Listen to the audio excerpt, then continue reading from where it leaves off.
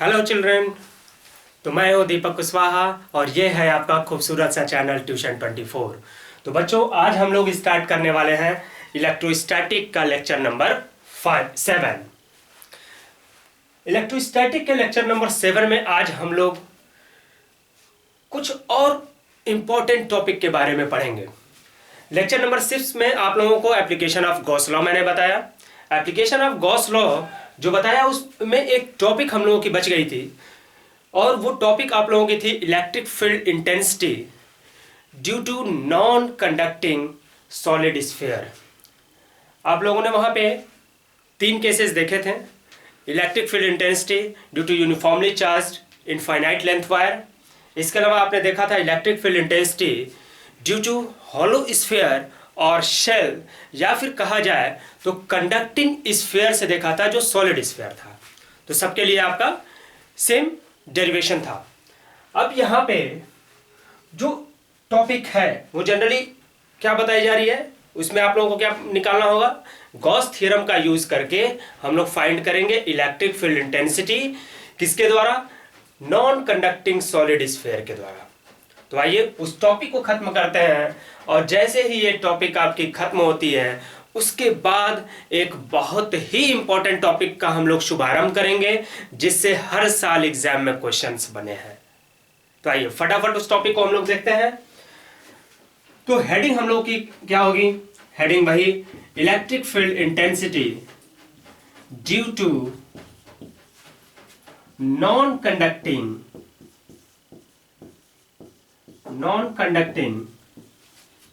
uniformly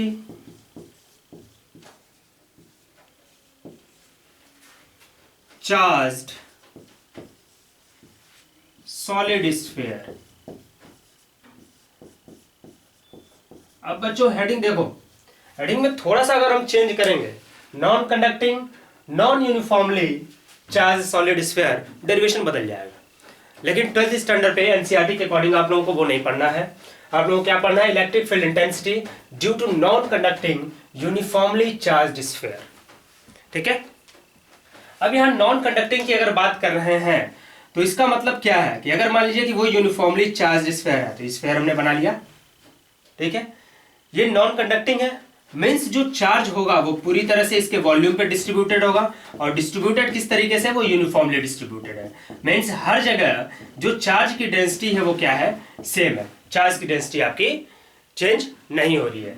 अगर मान लीजिए कि इसकी चार्ज डेंसिटी अगर हम ले लें तो ये वॉल्यूम पे डिस्ट्रीब्यूटेड है, इसलिए हम चार्ज डेंसिटी क्या यूज करेंगे, रो यूज करेंगे। और रो यहाँ पे क्या होगा, वॉल्यूम चार्ज डेंसिटी, जिसे आप लोगों को चार्ज डिस्ट्रीब्यूशन में मैंने बताया था। ये क्या हो गया, वॉल्यूम चार्ज डेंसिटी। क्लियर। अब देखिए, अब इसमें भी हम लोगों के 2 केसेस राय होंगे। एक तो हम लोगों को आउटसाइड स्फीयर निकालना होगा और दूसरा हम लोगों को इनसाइड निकालना होगा। मींस इसके बाहर वाली दुनिया में हम लोगों को क्या करना होगा, इलेक्ट्रिक फील्ड इंटेंसिटी निकालना होगा और फिर इसके अंदर हम लोगों को क्या करना होगा, इलेक्ट्रिक फील्ड इंटेंसिटी निकालना होगा। तो सबसे पहले हम लोग क्या देख लेते हैं, आउटसाइड का केस देख लेते हैं। अगर आउटसाइड का हम लोग केस देखते हैं तो पहला काम हम लोगों को क्या करना होगा, पहला काम हम लोगों को वही, हम लोगों को एक तुरंत गॉसियन सरफेस बनाना होगा और गॉसियन सरफेस हम लोगों ने बना लिया। एक खूबसूरत सा गॉसियन सरफेस हम लोगों ने यहाँ पे बना लिया। अब कुछ चीजें हम लोग सपोज कर लेते हैं। उसी तरीके से ये जो स्फीयर है इसका रेडियस कैपिटल आर है एंड ये जो गॉसियन सरफेस हमने लिया है इसका रेडियस स्मॉल आर है। अब यहाँ पे एक एलिमेंट हम लोग कट कर लेते हैं। एलिमेंट कट कर लिए, इलेक्ट्रिक फील्ड की डायरेक्शन इधर हो गई, एरिया वेक्टर की डायरेक्शन इधर हो गई। इलेक्ट्रिक फील्ड तो आपको समझ में आ रहा है, इलेक्ट्रिक फील्ड हमेशा दूर दूर जा रही होगी। पॉजिटिव चार्ज है तो रेडियली आउटवर्ड होगी, तो इसमें कोई कंफ्यूजन आपको नहीं होना चाहिए। अब आइए डेरिवेशन हम लोग देखते हैं। सबसे पहली चीज हम लोग क्या करते थे, हम लोग फ्लक्स निकालते थे कि टोटल फ्लक्स कितना होगा। टोटल फ्लक्स किससे हम लोग निकालते थे, गॉसियन सरफेस से निकालते थे। ठीक है। तो अगर फ्लक्स की हम लोग बात करें तो वही जनरल फॉर्मूला यूज करेंगे। फाई की अगर बात करते हैं, फाई टोटल की, तो फाई टोटल होगा कितना, ई डॉट डी ए, और ये क्या होता है, close integral of E dot D. ठीक है, तो अब देखो फाई टी ई की बात करें तो इस पूरे गॉसियन सरफेस पे हर जगह हर एक पॉइंट पे, चाहे यहाँ पे ले, यहाँ पे ले, यहाँ पे ले, यहाँ पे ले, हर जगह इलेक्ट्रिक फील्ड क्या होगी, कांस्टेंट होगी, वो चेंज नहीं हो रही होगी। इसलिए ई को हम क्या करेंगे, इंटीग्रेशन से बाहर ले लिए, और यहाँ पे इंटीग्रेशन सिर्फ किसका हो रहा होगा, एरिया का हो रहा होगा। अब ये बताओ इंटीग्रेशन का मतलब क्या हो गया, समेशन, मीन्स ये छोटे एरिया है, इसको छोटे छोटे पार्ट को सब जोड़ते चले हैं, तो क्या ये कंप्लीट एरिया देगा, ऑफ कोर्स देगा। तो यहाँ पे ये टर्म आपको क्या मिल जाएगा, phi T equal to E into A, and area की अगर हम बात करें तो एरिया गॉसियन सरफेस की क्या हो जाएगी, 4 pi are square, means E into 4 pi are square, और इसको हम क्या मान लेते हैं, पहला इक्वेशन। ठीक है, अब हम लोग क्या करते थे, अब यहीं पे जस्ट हम लोग क्या करते थे, गॉस थ्योरम अप्लाई करते थे, अप्लाई गॉस लॉ। और गॉस लॉ जब अप्लाई करते हैं तो गॉस लॉ हमसे क्या बताता है, हमसे ये कहता है कि जो फ्लक्स होगा, ठीक है, वो फ्लक्स किसके बराबर होगा, Q inside upon epsilon not. Q inside का मतलब क्या हो गया कि इस गॉसियन सरफेस के द्वारा जितना चार्ज इंक्लोज किया जा रहा होगा हम वो चार्ज लेंगे। ठीक है, गॉसियन सरफेस के बाहर की दुनिया से हमें मतलब नहीं है, मतलब गॉसियन सरफेस से के अंदर जो चार्ज होंगे वही क्या होंगे, क्यू इनसाइड होंगे। ठीक है, तो अब ये बताओ, चार्ज तो हमें मालूम नहीं है कि कितना रखा गया है, लेकिन हमें ये मालूम है कि पर यूनिट वॉल्यूम पे चार्ज कितना है, मतलब चार्ज पर यूनिट वॉल्यूम जो है वो क्या है, रो है, जो चार्ज डेंसिटी था। ठीक है, तो यहां पे क्यू इनसाइड की बात करें, सेंस क्यू इनसाइड की बात करें तो ये क्या रो इंटू वी होगा, क्योंकि रो की बात करते थे तो क्यू इनसाइड अपॉन वॉल्यूम होता था, चार्ज अपॉन वॉल्यूम, तो ये क्या हो गया, रो इंटू वी। अगर वी की बात कर रहे हैं तो हम वॉल्यूम किसका लेंगे, वॉल्यूम जितने वॉल्यूम पे चार्ज आपका फैला हुआ है वही वॉल्यूम लेंगे। तो वॉल्यूम की बात करें तो क्यूब का वॉल्यूम, स्फीयर का वॉल्यूम आप लोग जानते हो 4/3 पाई आर क्यूब। यहाँ आर कौन सा होगा, बड़ा वाला होगा, आर क्यूब, क्योंकि इसका रेडियस हम लोग ले रहे होंगे। तो ये तो क्यू इनसाइड आपको मिल गया।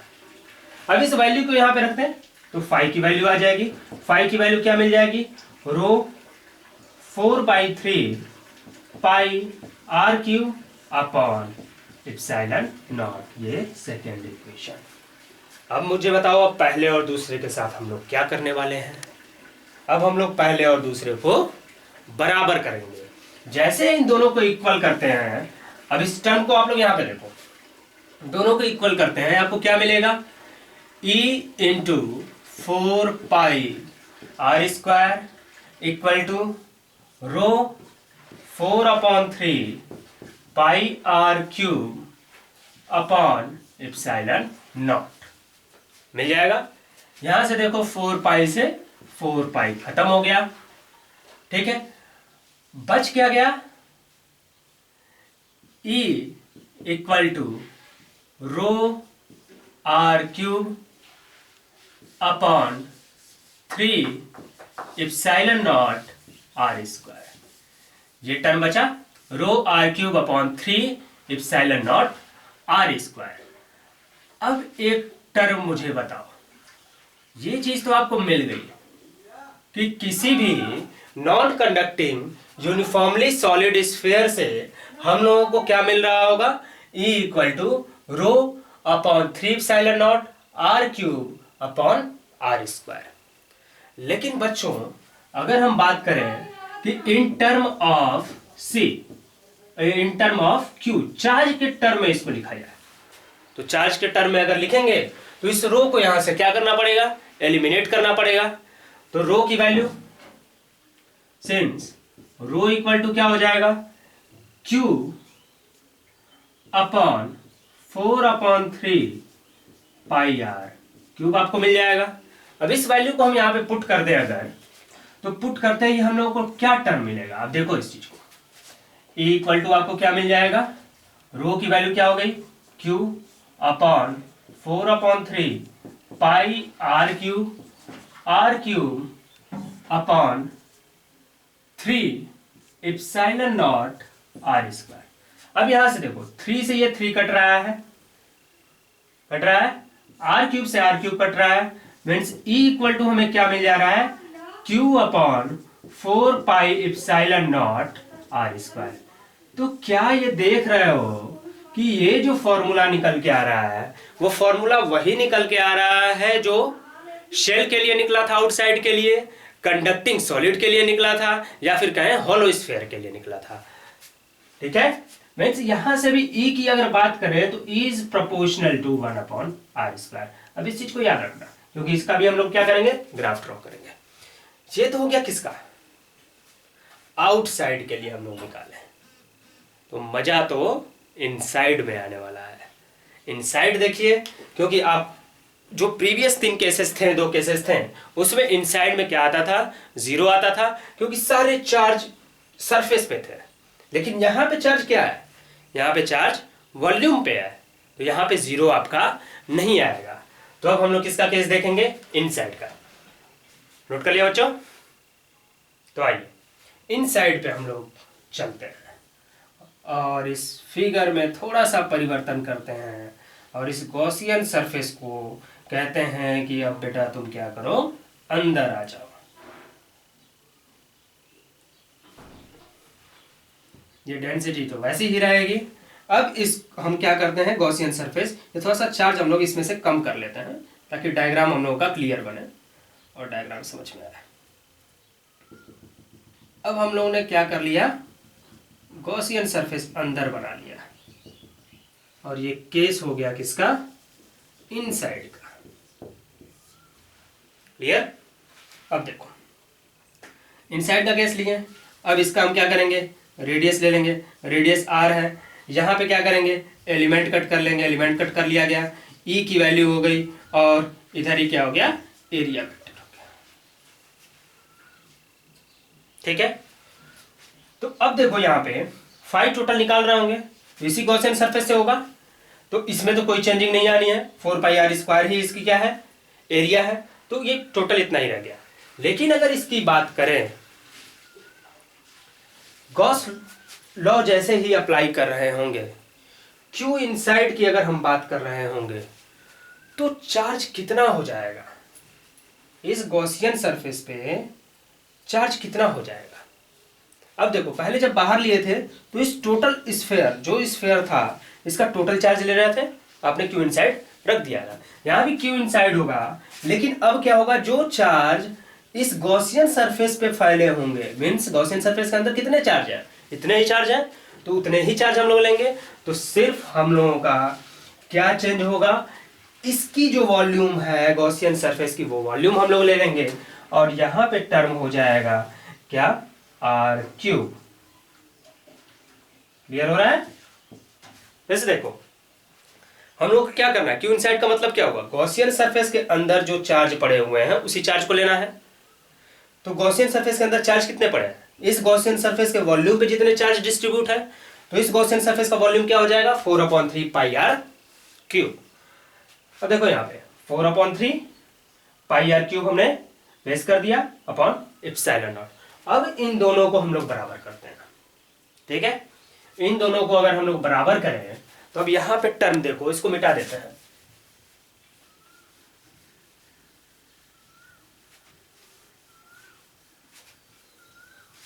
इसको भी मिटा देते हैं और ये रहने देते हैं, जो प्रोपोर्शनल की चीजें हमने दिखाई हैं वो रहने देते हैं, क्योंकि ग्राफ हम लोग अभी ड्रॉ करेंगे तो वो चीजें याद रहनी चाहिए।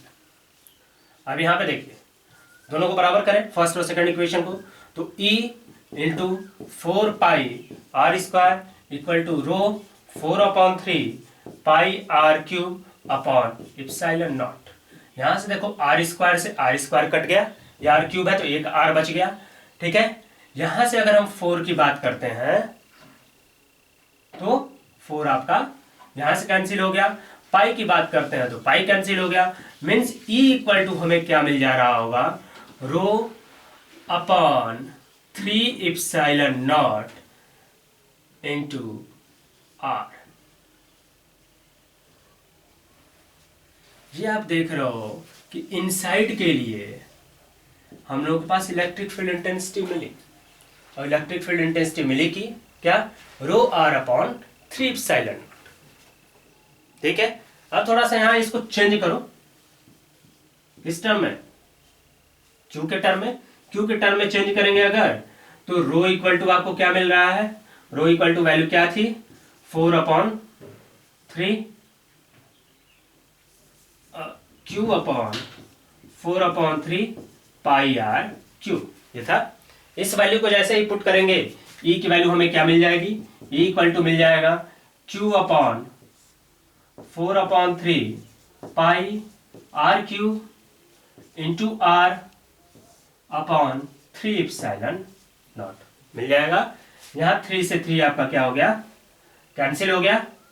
इप्सिलॉन नॉट है, ये आर क्यूब है, ये आप देखो आर से ये टर्म आपका कैंसिल हो रहा होगा,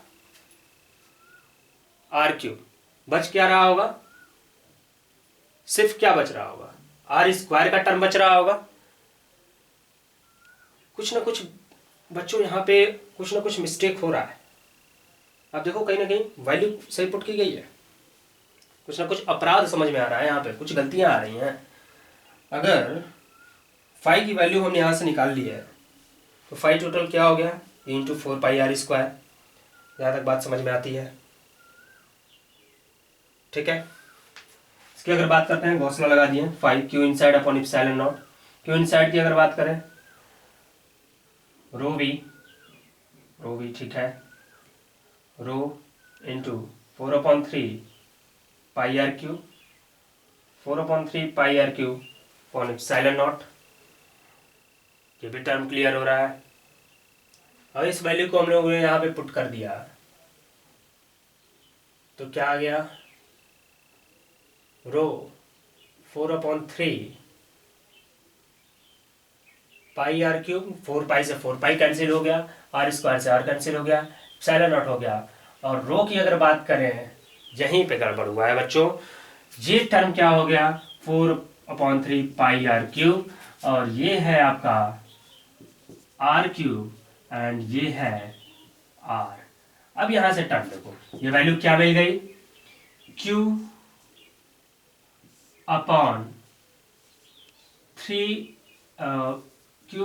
4 pi epsilon naught R cube and R. यहां से अब एक टर्म देखो, यहां से टर्म क्या मिल रहा है तुम्हें, इज प्रोपोर्शनल टू आर। बड़ा सरप्राइजिंग आया ना कि ई क्या है, आर के प्रोपोर्शनल है।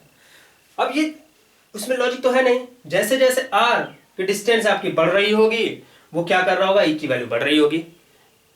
लेकिन जैसे इसके बाहर गया होगा, ई की वैल्यू डिक्रीज होने लग रही है। डिक्रीज क्यों होने लग रही है, क्योंकि चार्ज की डेंसिटी कम होने लग रही है। ठीक है, अब हम लोग इसका ग्राफ देख लेते हैं। ग्राफ हम लोग दोनों केसेस का देखेंगे, जो पिछले केसेस में हम लोग होने के लिए देखे हैं और इसके लिए देखे हैं। ठीक है, तो आइए मूव करते हैं।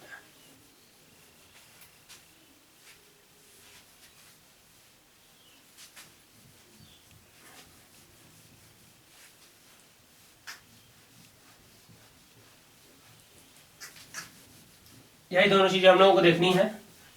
E is proportional to 1/r square and is proportional to r। ये किसके लिए था, इनसाइड के लिए था। ये किसके लिए था, आउटसाइड के लिए था। ठीक है, ग्राफिकल रिप्रेजेंटेशन देख लेते हैं। ग्राफ बहुत इंपॉर्टेंट है बच्चों, ग्राफ हमेशा ध्यान रखना है। तो पहला हम लोग ग्राफ किसके लिए बनाते हैं, ग्राफ फॉर यूनिफॉर्मली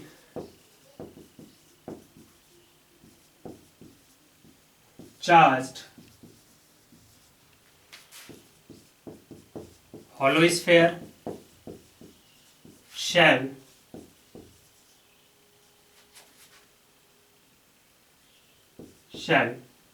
चाहे वो कंडक्टिंग के लिए हो, नॉन कंडक्टिंग के लिए हो, और सॉलिड कंडक्टिंग स्फीयर हो, सॉलिड कंडक्टिंग स्फीयर हो, सबके लिए ग्राफ यही होगा क्योंकि सबके लिए इलेक्ट्रिक फील्ड इंटेंसिटी बराबर आई थी। देखिए ग्राफ किसके किसके बीच में बन रहा होगा, ग्राफ आर के बीच में बन रहा होगा एंड ई के बीच में बन रहा होगा। ठीक है, यहाँ पे एक स्फीयर हम लोग ले लेते हैं, स्फीयर ले लेते हैं, ये टर्म क्या होगा, ये टर्म आर का टर्म होगा। अब इधर क्या होगा, इनसाइड होगा, इधर क्या होगा, आउटसाइड होगा। तो आप बताओ इस केस में इनसाइड की अगर हम बात करते थे तो इनसाइड पे इलेक्ट्रिक फील्ड इंटेंसिटी क्या आती थी, 0 आती थी। तो ग्राफ इसके जस्ट क्या हो जाएगा, कोइंसाइड करते हुए जाएगा एंड देन इसके बाद वो इनवर्सली प्रोपोर्शनल था आर स्क्वायर के, मीन्स यहाँ पे ई क्या था, 1/r² के प्रोपोर्शनल था। ठीक है, तो ग्राफ आपको किस तरह मिल जाएगा, इस तरीके से मिल जाएगा इस केस के लिए। ठीक है, अब यहीं पे हम लोग देख लेते हैं graph for non conducting solid sphere, solid sphere के नॉन कंडक्टिंग का केस देख लेते हैं। अब इसमें देखो, इसमें ग्राफ थोड़ा सा चेंज हो जाएगा, स्फीयर एज इट इज, ये वैल्यू आर है, आर के बीच में हम लोग ग्राफ ड्रॉ कर रहे हैं। ठीक है, ये ई है। ठीक है, अब देख रहे हो जब इनसाइड का केस है, इनसाइड का है तो प्रोपोर्शनल टू आर है, तो प्रोपोर्शनल होने का मतलब क्या हो गया, वो इंक्रीज कर रहा है। ठीक है, फिर क्या है, r² इनवर्सली प्रोपोर्शनल है, फिर ग्राफ कैसे जा रहा होगा, इस तरीके से ग्राफ आप लोगों को मिल रहा होगा। तो दोनों ग्राफ हमेशा ध्यान रखोगे, ग्राफ से क्वेश्चन भी आया है और हो सकता है ग्राफ रिप्रेजेंटेशन पे 1 नंबर या 2 नंबर में आपके क्वेश्चन पुट अप किए जा सके। ओके बच्चों, तो यहाँ पे गॉस लॉ का एप्लीकेशन आपका खत्म हो जाता है जो एनसीईआरटी में आपको दिया हुआ है। ठीक है, इस पे क्वेश्चंस काफी इंपॉर्टेंट और काफी अच्छे अच्छे क्वेश्चंस डेवलप हुए हैं हर साल एग्जाम में। तो आप लोग बहुत ही सीरियस होकर इस चीज को पढ़ोगे और मेहनत करोगे। ठीक है, इंजॉयमेंट के साथ पढ़िए और मेहनत करिए ताकि आप लोग अच्छे नंबर अचीव कर सके। आइए अब हम लोग जिस टॉपिक की चर्चा कर रहे थे सेशन के स्टार्टिंग में, उस टॉपिक का हम लोग शुभारंभ करते हैं और वो टॉपिक बहुत ही इंपॉर्टेंट टॉपिक है और एग्जाम में उससे क्वेश्चंस पूछे जाते हैं। और उस टॉपिक का जो शुभ नाम है वो है आपका electric dipole, electric dipole, electric dipole. ठीक है, इलेक्ट्रिक से आप समझ रहे हो, इलेक्ट्रिक का मतलब हो गया चार्ज की बात करेंगे, डाइपोल का मतलब होता है पेयर। ठीक है, मीन्स 2 होने चाहिए, 2 होने चाहिए। ठीक है, इलेक्ट्रिक डाइपोल की अगर बेसिक डेफिनेशन की बात करें तो इलेक्ट्रिक डाइपोल का डेफिनेशन ये हमें कहता है कि अगर 2 चार्ज इक्वल मैग्नीट्यूड के चार्ज, ध्यान देना, 2 इक्वल मैग्नीट्यूड के चार्ज बट उन दोनों की पोलरिटी क्या हो, अपोजिट हो, एक प्लस हो तो एक माइनस हो। 2 इक्वल मैग्नीट्यूड के चार्ज लेकिन उनकी पोलरिटी अपोजिट है और वो दोनों कुछ स्मॉल डिस्टेंस पे रखे गए हैं, तो वो अरेंजमेंट क्या कहलाएगा, इलेक्ट्रिक डाइपोल कहलाएगा। मतलब when 2 charge of same magnitude but of opposite polarity is placed with small distance, then this arrangement is known as electric dipole। ठीक है, मीन्स इलेक्ट्रिक डाइपोल अगर बनाया जाए तो क्या हो गया, अगर मान लेते हैं कि यहाँ पे एक पॉजिटिव चार्ज या नेगेटिव चार्ज रखे हैं, नेगेटिव चार्ज -q, ये -q का चार्ज रखा गया है, तो इसी के मैग्नीट्यूड का, सेम मैग्नीट्यूड का हम क्या करेंगे, पॉजिटिव चार्ज रखेंगे और इन दोनों के बीच की जो डिस्टेंस है स्मॉल डिस्टेंस हो, और स्मॉल डिस्टेंस जो है वो मान लेते हैं हम लोग, वो कितनी है, 2r है। अब ये 2r क्यों माने हैं सर, इसमें क्या ट्विस्ट है, इसमें क्या लॉजिक है? तो इसमें बच्चों लॉजिक ये है कि जब हम लोग कैलकुलेशन कर रहे होंगे, ठीक है, इससे रिलेटेड जो डेरिवेशन हम लोग कर रहे होंगे, तो उसमें हम लोगों को इसके मिडिल पार्ट की जरूरत पड़ेगी, मिड पॉइंट की जरूरत पड़ेगी। तो अगर r मान लेते हैं तो ये r/2 लिखते हैं, इसको r/2 लिखते हैं, तो थोड़ा सा ऐसा लगता है कि r, दोनों r जो है उन दोनों को बैसाखी पकड़ा रखी है। ठीक है, तो कैलकुलेशन को कन्वीनियंट बनाने के लिए, इजी बनाने के लिए हमने इसको क्या कर लिया, 2r मान लिया, ताकि अगर हाफ पोर्शन ले तो ये r का डिस्टेंस हमें दिखे और ये भी r का डिस्टेंस दिखे। ठीक है, तो अरेंजमेंट क्या हो गया, अरेंजमेंट को क्या बोलेंगे, electric dipole. Means electric dipole की डेफिनेशन क्या हो गई? Electric dipole is the arrangement of two charge having same magnitude but of opposite polarity separated by a small distance 2r। Clear? जैसे ही इलेक्ट्रिक डाइपोल टर्म इंट्रोड्यूस होता है physics में, एक नए टर्म के बारे में हम लोगों को पढ़ना है और उसको हम लोग बोलते हैं डाइपोल मोमेंट। क्या बोलते हैं? Dipole moment. डाइपोल मोमेंट की बात करें तो इसको दिखाने का तरीका है, इसकी वेशभूषा जो है वो P है, मीन्स इसको P से इंडिकेट किया जाता है। और P की बात करें तो डाइपोल मोमेंट जो है एक मैथमेटिक क्वांटिटी है और P इक्वल टू होता है मैग्नीट्यूड ऑफ चार्ज, किसी भी चार्ज का मैग्नीट्यूड, खैर दोनों बराबर है, ठीक है, into multiply distance between two charge. Means P equal to क्या होता है? Q into 2r। तो P या Q इंटू 2r जहां पे आएगा वहां पे हम क्या रखेंगे? P की वैल्यू रखेंगे और P क्या कहलाएगा? डाइपोल मोमेंट कहलाएगा। ठीक है। अब यहां पे कभी कभार गलतियां क्या होती हैं बच्चों से, उसको देख लीजिए। जैसे क्वेश्चन में दे दिया distance between charge is 5 centimetre, suppose करना है सिर्फ distance between two charge is 5 centimetre, find dipole moment. तो आप क्या करते हो? दिमाग में है डिस्टेंस दे रखा है, आर की value R equal to 5 centimetre, ठीक है, आर इक्वल टू 5 सेंटीमीटर तो ले लिया, लेकिन आपने फॉर्मूला याद कर रखा है Q इंटू 2r। जैसे ही रखेंगे डाइपोल मोमेंट दूना आने लगेगा, यहीं पे हो जाता है खेल। तो आपको ध्यान रखना है कि ये 2r क्या है, इन दोनों चार्ज के बीच के डिस्टेंस है, मीन्स जो 5 सेंटीमीटर दे रखा है वो 2r की वैल्यू है। इस चीज को आप ध्यान रखोगे, ठीक है।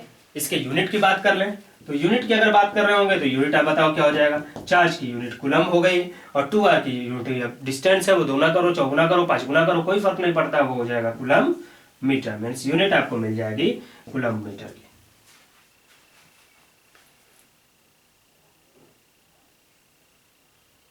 ठीक है।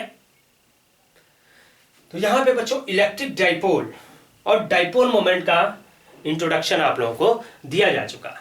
अब इस टॉपिक का हम लोग यूज क्या करने वाले हैं, क्यों बताया जा रहा है, क्या हम लोग ऐसी चीजें फाइंड करने वाले हैं जो इतना महत्वपूर्ण है, तो बच्चों वो अगले लेक्चर में हम लोग उस चीज को जानेंगे।